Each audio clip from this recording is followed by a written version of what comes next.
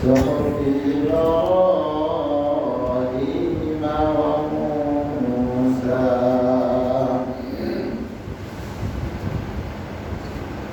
عن أبي هريرة رضي الله تعالى عنه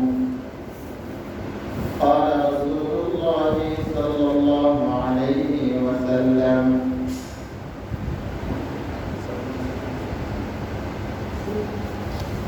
من صام رمضان إيمانا واحتسابا غفر له ما تقدم من ذنبه. رواه متفق عليه. إن الله وملائكته يصلون على النبي يا أيها الذين آمنوا صلوا عليه وسلموا تسليما. اللهم صل على محمد وعلى آل محمد كما صليت على إبراهيم وعلى آل إبراهيم إنك حميد مجيد.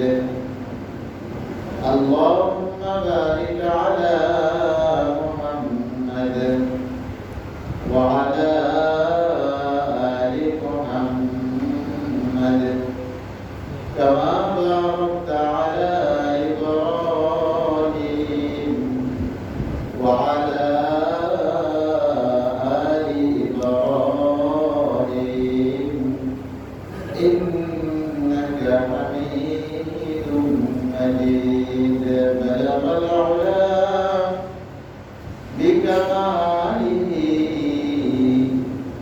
كشف الدجى بجماله حسنت جميع خصاله. صلوا عليه وآله. بلغ العلا بكماله كشف الدجى بجماله حسنت جميع خصاله. صلوا عليه وآله. الحمد لله ثم الحمد لله. আল্লাহ পাকের আলিশান দরবারে লাখ কোটি শুকর ও সুজুদ যে আল্লাহ রাব্বুল আলামিন আজ পবিত্র জুমার দিন জুমার নামাজ আদায়ের লক্ষ্যে আগে ভাগে পবিত্রতা অর্জন করে আমাদেরকে মসজিদে আসার বসার তৌফিক যে আল্লাহ রাব্বুল আলামিন দান করলেন, সেই মহান রব্বুল আলামিনের দরবারে আমরা শুকরিয়া আদায় করি, বলি আলহামদুলিল্লাহ। আরো শুকরিয়া আদায় করি যে আল্লাহ রাব্বুল আলামিন আমাদেরকে রমজানের শেষ প্রান্তে, রমজানের শেষ জুমায় আমাদেরকে জুমার নামাজ আদায়ের লক্ষ্যে মসজিদে আসার তৌফিক দান করেছেন। এই জন্য আমরা আবারও শুকরিয়া আদায় করি, বলি আলহামদুলিল্লাহ। আল্লাহ রাব্বুল আলামিনের যে সমস্ত বান্দারা আল্লাহর ডাকে সাড়া দিয়ে চলে গেছেন তাদের জন্য দোয়া করি আল্লাহ রাব্বুল আলামিন তাদেরকে মাফ করে দেন। আমরা বলি আল্লাহুম্মা আমিন। আল্লাহ তাআলা রমজানে তাদেরকে ক্ষমা করে দিয়েছিলেন। আমরা আল্লাহ তাআলার কাছে দোয়া করি আল্লাহ তাআলা সারা জীবনের জন্য তাদেরকে ক্ষমা করে দিয়ে চিরসুখ জান্নাতের ব্যবস্থা করে দিন। আমরা বলি আল্লাহুম্মা আমিন। আল্লাহ তাআলা আমাদেরকে যাদেরকে জীবিত রেখেছেন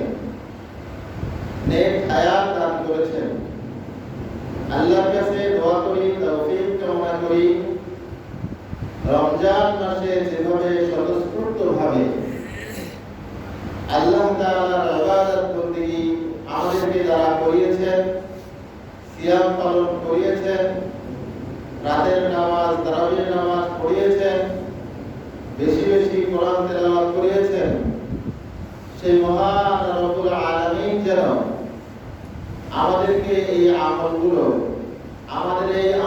যাতে আল্লাহ তাআলা কবুল করে নেন, আমরা বলি আল্লাহুম্মা আমিন।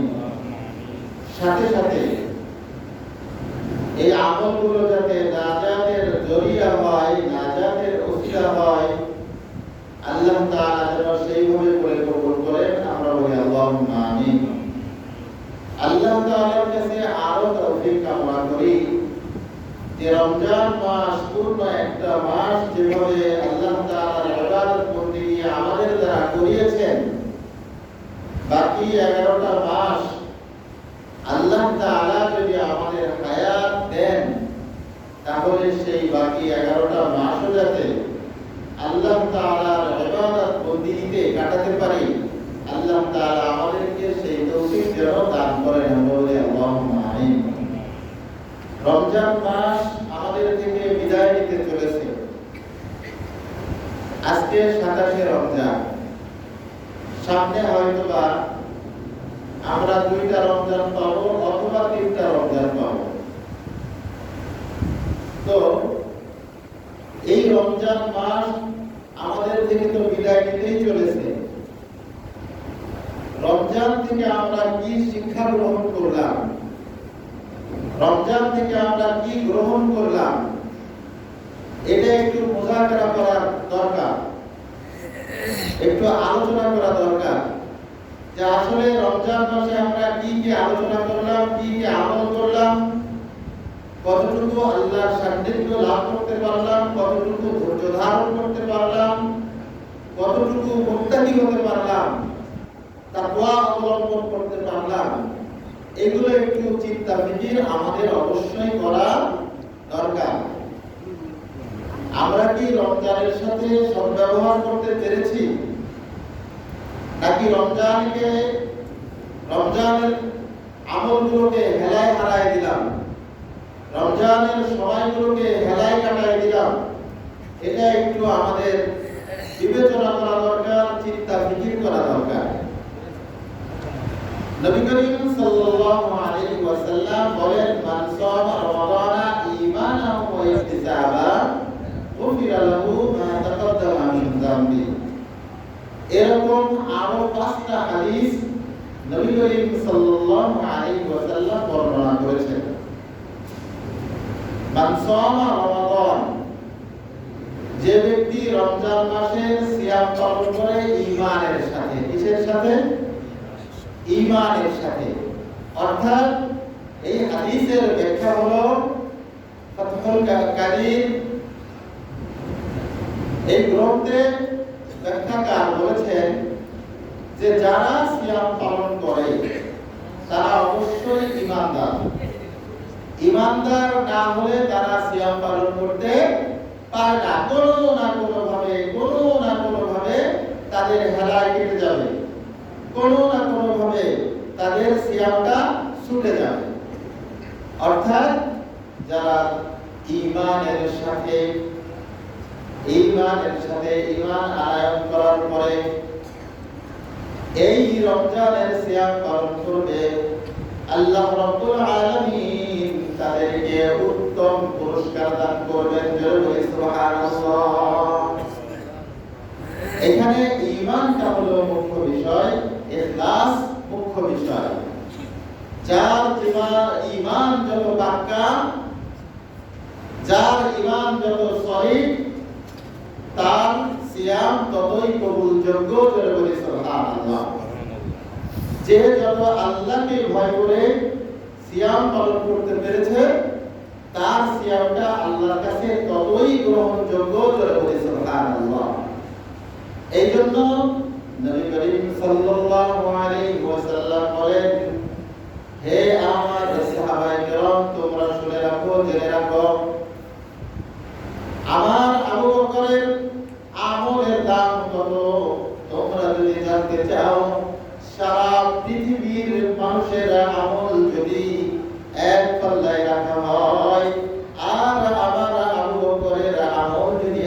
পাল্লায় রাখা হয় তাহলে আমার আবু বকরের আমলের পাল্লা ভারী হয়ে যাবে। জোরে বলি সুবহানাল্লাহ। এখন কথা হচ্ছে জলিলুল কদর সাহাবী হযরত আবু বকর সিদ্দিক রাদিয়াল্লাহু তাআলা আনহু, তিনি তো তাদের মতোই মানুষ ছিলেন, অন্যান্য সাহাবায়ে কেরাম রিদওয়ানুল্লাহি তাআলা আলাইহিম আজমাইনের মতোই আমল করতেন। তাহলে সারা পৃথিবীর মানুষের আমল এক পাল্লায় রাখা হবে, আর যদি হযরত আবু বকর সিদ্দিক রাদিয়াল্লাহু তাআলা আনহুর আমল যদি আরেক পাল্লায় রাখা হয় তাহলে হযরত আবু বকর সিদ্দিক রাদিয়াল্লাহু তাআলা আনহুর আমলের পাল্লাটা ভারী হবে। কারণটা কি? কারণ হলো ঈমান, কারণ হলো ঈমান, কারণ হলো ইখলাস, কারণ হলো আল্লাহর ভয়। আল্লাহর ভয় করে ঈমানের আশায়, ইহতিসাবের আশায়, সওয়াবের আশায় যে ব্যক্তি এরকম ভাবে আমল করবে তার আমলটা আল্লাহর কাছে ততই গ্রহণযোগ্য হবে। জোরে বলি সুবহানাল্লাহ। তো এই হাদিস থেকে আমাদের শিক্ষা গ্রহণ করতে হবে, আমরা যে সিয়াম পালন করলাম এই সিয়ামটা কতটুকু ঈমানের সাথে, কতটুকু আল্লাহকে ভয় করে, কতটুকু আল্লাহকে হাজির নাজির জেনে, কতটুকু ইখলাসের সাথে, কতটুকু ভালো আমলের সাথে আমরা এই সিয়ামগুলো পালন করলাম, এইটা আল্লাহর কাছে যার ঈমান যত মজবুত তার সওয়াব তত বেশি। জোরে বলি সুবহানাল্লাহ। তাহলে কি যার ঈমান যত মজবুত, যার তাকওয়া যত বেশি, তার আমল আল্লাহর কাছে ততই গ্রহণযোগ্য। জোরে বলি সুবহানাল্লাহ। এবং যার ঈমান যত মজবুত তার সওয়াবটাও আল্লাহ রাব্বুল আলামিন ততই বেশি দিয়ে দিবেন। জোরে বলি সুবহানাল্লাহ। তার সওয়াবটা আল্লাহ তাআলা কি করবেন? ততই বেশি দিয়ে দিবেন। এইজন্য নবী করিম সাল্লাল্লাহু আলাইহি ওয়াসাল্লাম বলেন, মান সামা রমাদানা ঈমানান ওয়া ইহতিসাবা গুফিরা লাহু মা তাকাদ্দামা মিন যামবি। মান ক্বামা রমাদানা ঈমানান ওয়া ইহতিসাবা গুফিরা লাহু মা তাকাদ্দামা মিন যামবি। যে ব্যক্তি ঈমানের সাথে রমজানের রাতের সালাত আদায় করবে সওয়াবের আশায়, আল্লাহ রাব্বুল আলামিন তার পিছনের সমস্ত গুনাহ রাশিগুলোকে মাফ করে দিবেন। জোরে বলি সুবহানাল্লাহ। মান ক্বামা লাইলাতাল কদরি ঈমানান ওয়া ইহতিসাবা গুফিরা লাহু মা তাকাদ্দামা মিন যামবি। যে ব্যক্তি ঈমানের সাথে লাইলাতুল কদরে সওয়াবের আশায় ইবাদত বন্দেগী করবে, আল্লাহ রাব্বুল আলামিন তার পিছনের সমস্ত গুনাহ রাশিগুলোকে মাফ করে দিবেন। জোরে বলি সুবহানাল্লাহ।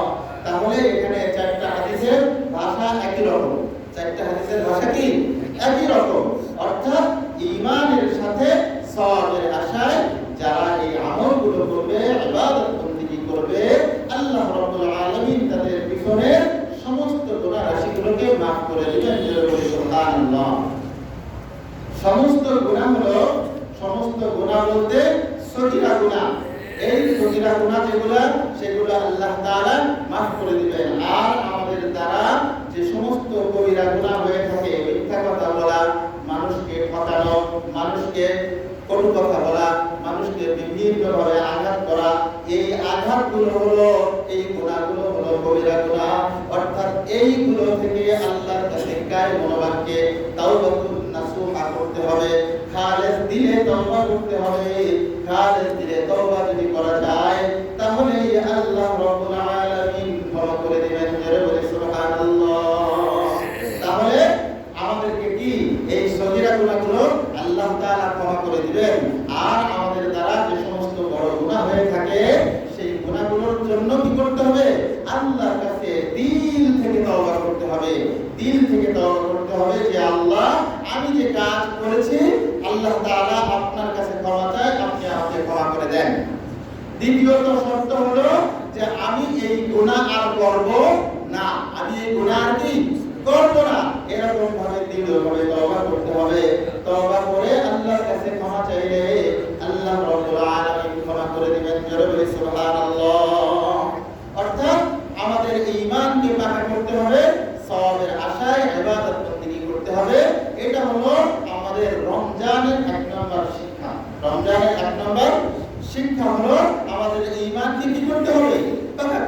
হবে। তার কারণ নবী করিম সাল্লাল্লাহু আলাইহি ওয়াসাল্লাম বলেন, আফলিস দীনাকা ইয়াফিকাল আমালুল কলিল।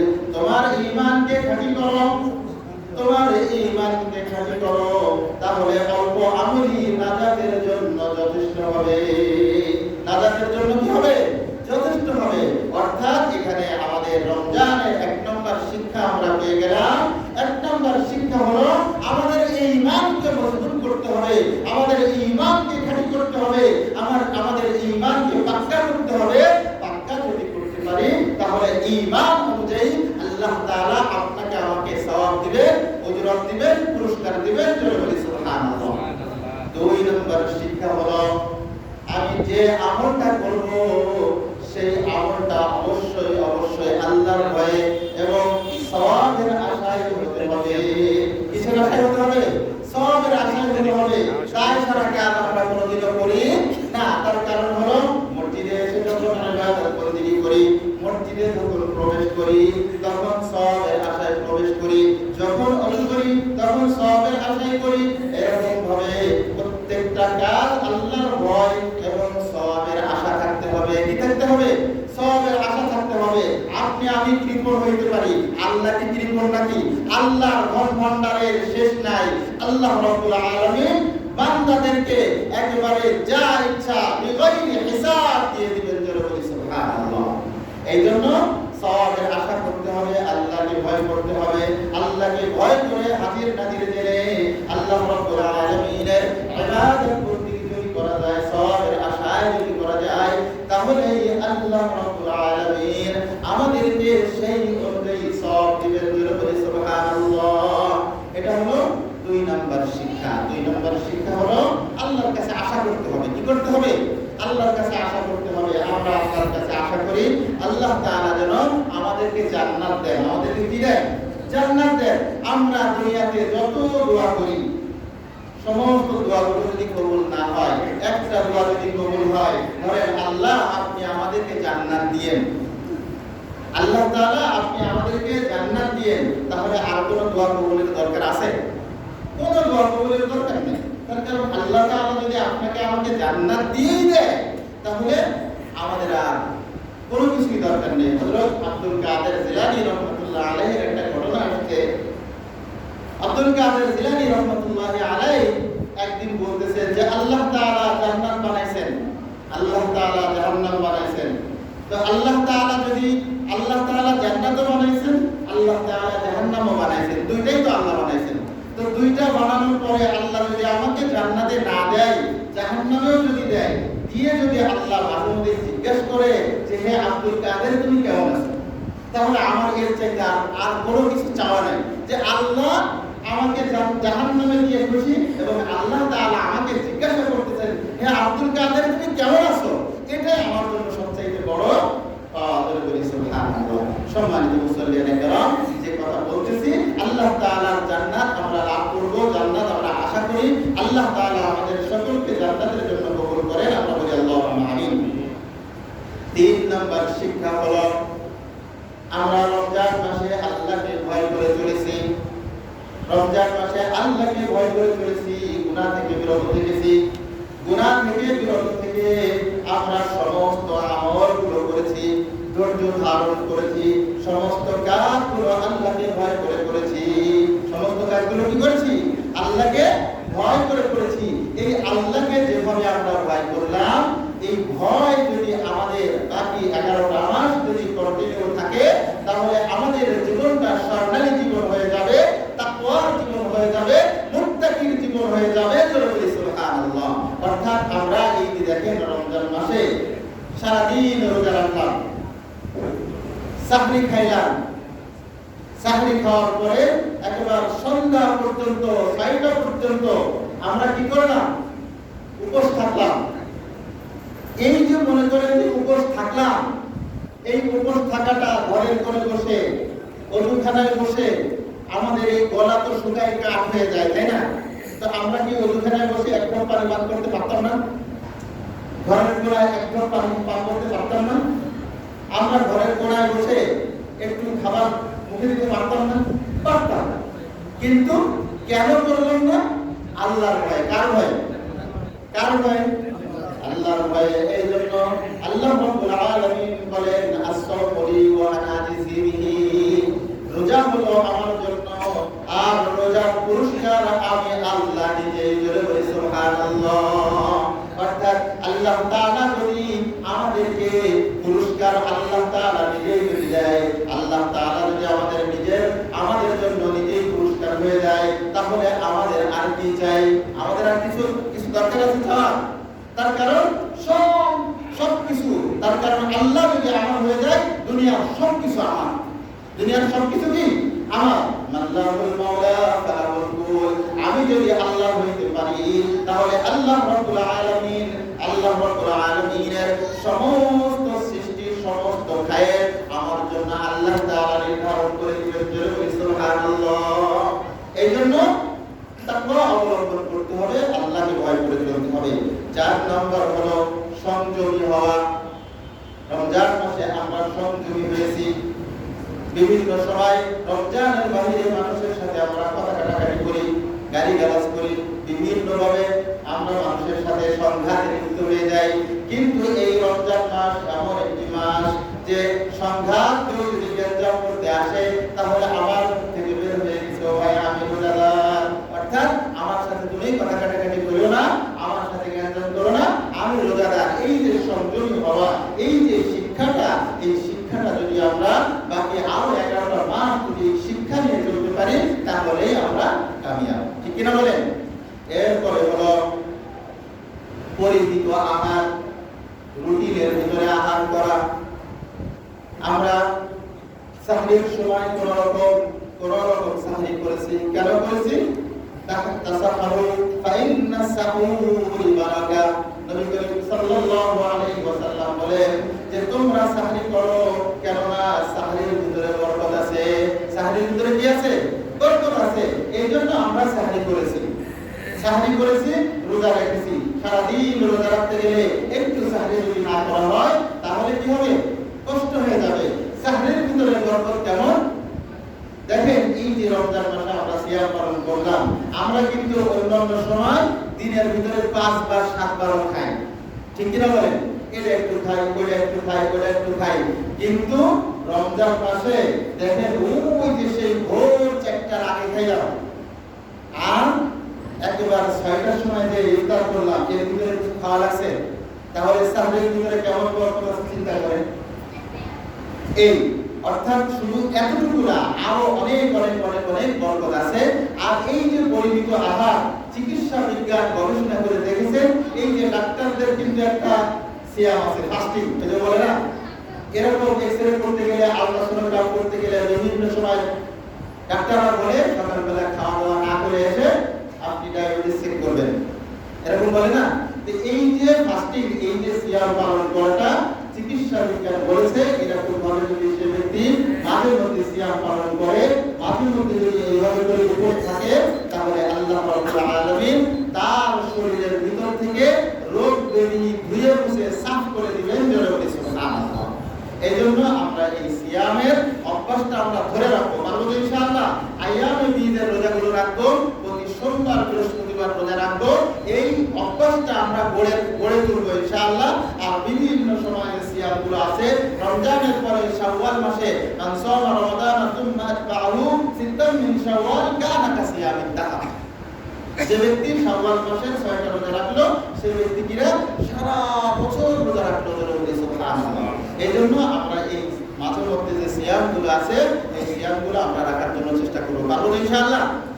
এরপরের যে শিক্ষা, আমাদের সুশৃঙ্খল জীবন, আমাদের রুটিন মাফিক জীবন, আমাদের জীবনের ভিতরে কোনো ঘাটতি ছিল না। সমস্ত কিছু খাওয়া দাওয়া একসাথে, নামাজ কালাম একসাথে, ইবাদত বন্দেগী একসাথে, চলাফেরা একসাথে, সমস্ত কিছু কি একসাথে হয়েছে, রুটিন মাফিক হয়েছে। ঠিক কিনা বলেন? সুশৃঙ্খল, কোনো বিশৃঙ্খলা হয়নি। এরকম ভাবে এই যে সুশৃঙ্খল জীবন, এটাও আমাদের জন্য রমজানের একটা শিক্ষা। এই শিক্ষাগুলো আমাদেরকে কি করতে হবে? ধরে রাখতে হবে। এরপরে আমরা কোরআন তেলাওয়াত করেছি, কোরআন শিক্ষা করেছি। রমজান মাসে যারা কোরআন তেলাওয়াত একেবারেই করে না, তারাও 2 খতম 3 খতম কোরআন তেলাওয়াত করে। ঠিক কিনা বলেন? কোরআন তেলাওয়াত করে এরকম ভাবে আমাদের ভিতরে অনেকেই আছে 10 খতম 15 খতম এরকম ভাবে যারা হাফেজ কোরআন তাদের তো কথাই নাই 15 খতম 20 খতম তিলাওয়াতের নিয়ে হয়ে যায়। এরকম ভাবে আমরা এই যে রমজান মাসে বেশি বেশি যে তিলাওয়াত করলাম এবং এই রমজান মাসে বেশি বেশি যে তিলাওয়াত করলাম, এই রমজানে কোরআনের শিক্ষা, কোরআনের মতো করে কোরআনের রঙে আমাদের জীবনকে আমরা রাঙাবো, পারবো ইনশাআল্লাহ। কোরআনের রঙে আমাদের জীবনকে রঙিন করব। তার কারণ হলো রমজান মাসে আমরা তারাবির নামাজ এবং বেতের নামাজ প্রতিদিন আমরা অতিরিক্ত 23 বার করে সূরা ফাতিহা পড়েছি। কতবার? অতিরিক্ত 23 বার সূরা ফাতিহা পড়েছি। অতিরিক্ত। অন্যান্য সময় তো আমরা ফরজ নামাজে পড়ি আর অন্যান্যগুলো আমরা মনে মনে পড়ি, তাই না? তো রমজান মাসে আমরা অতিরিক্ত 23 বার সূরা ফাতিহা দৈনিক পড়েছি, অর্থাৎ 30 দিনে 690 বার আমরা অতিরিক্ত সূরা ফাতিহা পড়লাম। কি পড়লাম? এই সূরা ফাতিহার যে শিক্ষা, এই শিক্ষাটা আমাদের গ্রহণ করা দরকার, ঠিক কিনা বলেন?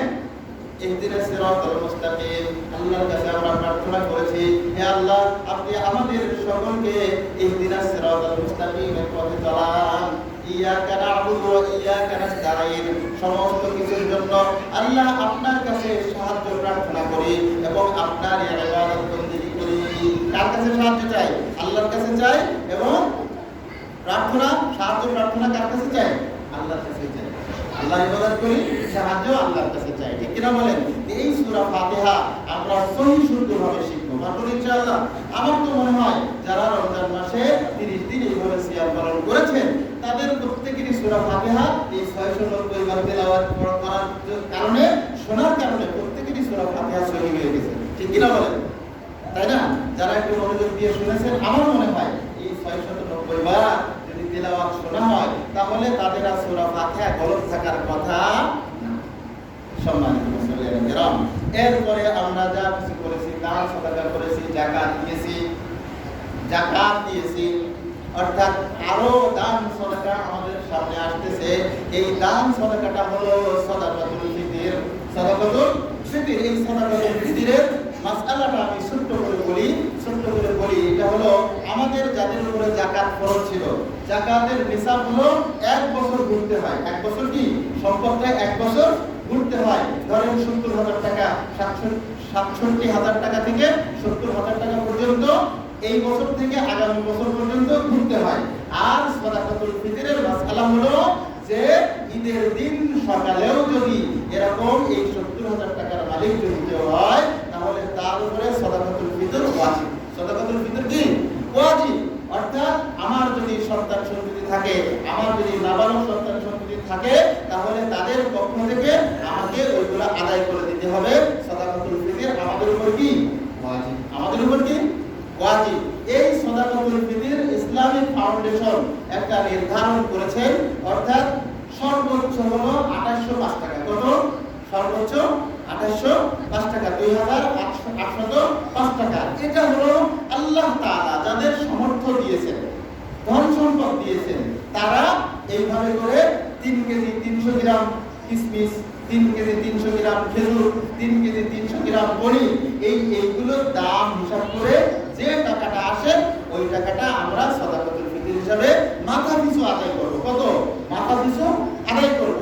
কিন্তু একটা বিষয় হয়ে গেছে যে যারা ধনাঢ্য তারাও একেবারে সর্বনিম্নটা দেয়, যারা একেবারে গরিব তারাও এই সর্বনিম্নটা দেয়। সর্বনিম্ন কত? সর্বনিম্ন হলো 110 টাকা। সর্বনিম্ন কত?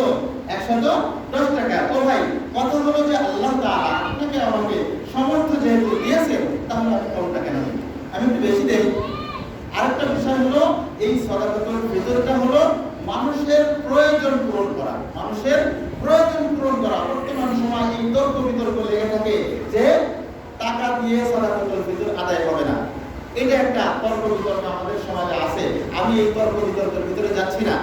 একটা বিষয় আমাদের মনে রাখতে হবে যে সাদাকাতুল ফিতরটা হলো একজন মানুষের প্রয়োজন পূরণ করা। তো বর্তমান সময়ে মানুষের প্রয়োজন পূরণ হওয়ার সবচেয়ে বড় উপকরণ হলো অর্থ, টাকা পয়সা। কি বলেন? তার কারণ হলো আপনি একজনকে খাদ্য দিলেন, আরেকজন তাকে খাদ্য দিল, আরেকজন তাকে খাদ্য দিল, কিন্তু তার তো টাকার যে প্রয়োজন, সে প্রয়োজনটুকু পূরণ করবে না, হলো না।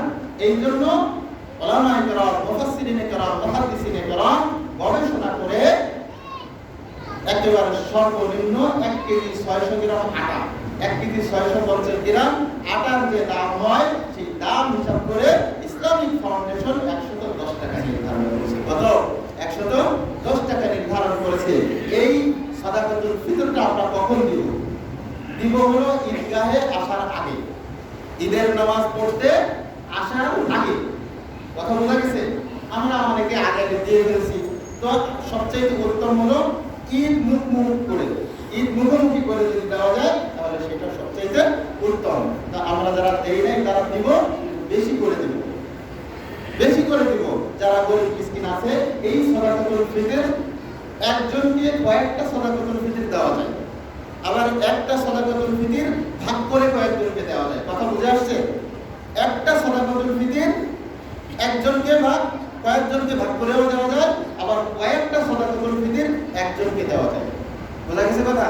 সম্মানিত মুসল্লিয়ানে কেরাম, এই ব্যাপারে যদি কোনো মাসালা থাকে তাহলে আমরা জিজ্ঞেস করে নেব ইনশাআল্লাহ। এরপরে কোরআনের যে আমরা এই রমজানের যে শিক্ষা, এই শিক্ষা হলো অপরকে সাহায্য করা, দান সাদাকা করা।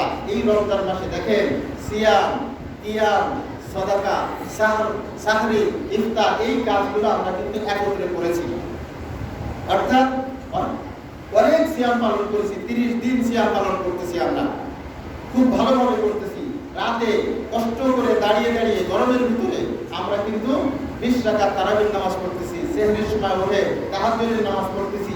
এই যে নামাজের ইহতিমাম, এই নামাজগুলো যদি আমরা আমাদের বাস্তব জীবনে প্রতিফলন করতে পারি তাহলে আমাদের জীবনটা নামাজের জীবন হবে, আমাদের জীবনটা সুশৃঙ্খল জীবন হবে। এই জন্য এই যে বেশি বেশি নামাজ আদায় করলাম, এই নামাজগুলো আমরা কন্টিনিউ রাখবো। পারবো তো ইনশাআল্লাহ? রাত্রে এশার নামাজ পড়ে যাওয়ার সময় 2 রাকাত নফল নামাজ পড়ে গেলাম, বা রাত্রে ঘুমানোর আগে বাসায় ওযু করে 2 রাকাত 4 রাকাত তাহাজ্জুদের নামাজ আদায় করলাম, ভোর রাত্রে একটু আগে উঠলাম, 2 রাকাত 4 রাকাত তাহাজ্জুদের নামাজ পড়লাম। এরকম ভাবে আল্লাহর কাছে যদি প্রেম করা যায়, আল্লাহর কাছে যদি ভালোভাবে যাওয়া যায়, তাহলে আল্লাহ তাআলা আমাদেরকে অবশ্যই তার কুদরত দান করবেন। জোরে বলি সুবহানাল্লাহ।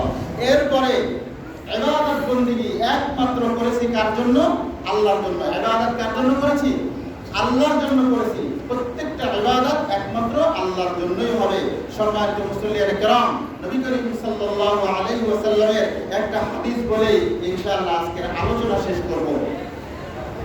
নবী করিম সাল্লাল্লাহু আলাইহি ওয়াসাল্লাম রমজানের একদা মসজিদে নববীর মিহরাবে উঠতেছেন। মিহরাবের প্রথম সিঁড়িতে যখন উঠলেন তখন জিবরাইল বললেন, নবী বললেন আমিন। এরপরে দ্বিতীয় সিঁড়িতে যখন উঠলেন তখন আবার নবী বললেন আমিন। এরপরে আবার যখন তৃতীয় সিঁড়িতে উঠলেন তখন আবার নবী বললেন আমিন। সাহাবায়ে কেরাম রিদওয়ানুল্লাহি তাআলা আলাইহিম আজমাইন বলতেছেন, হে নবী, আপনি এই যে 3 বার আমিন বললেন, এরকম ভাবে আমিন কার বলতে শুনি নাই, তাহলে আপনি এরকম ভাবে কেন বললেন আমিন?